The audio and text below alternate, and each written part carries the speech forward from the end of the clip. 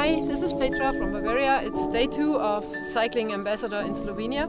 We're not cycling outside today, we're going inside in a cave. Actually, it's a mine and we're exploring it by bike. And it's dark in there, so I have a light here. And now we go. Come on!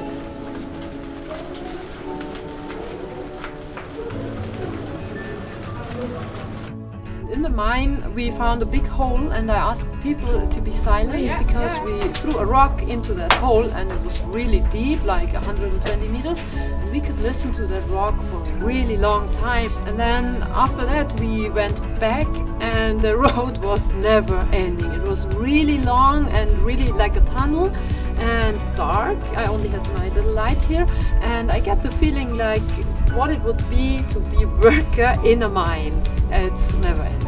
But finally we